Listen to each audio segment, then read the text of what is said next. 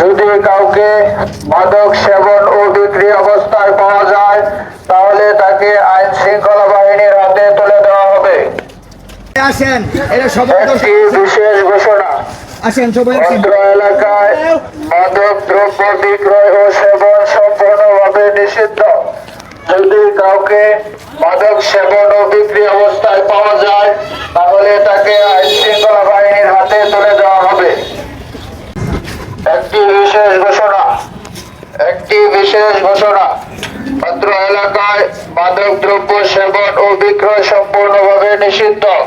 যদি কাউকে মাদক সেবন ও বিক্রি অবস্থায় পাওয়া যায় তাহলে তাকে ধরে আইন শৃঙ্খলা বাহিনীর হাতে তুলে দেওয়া হবে।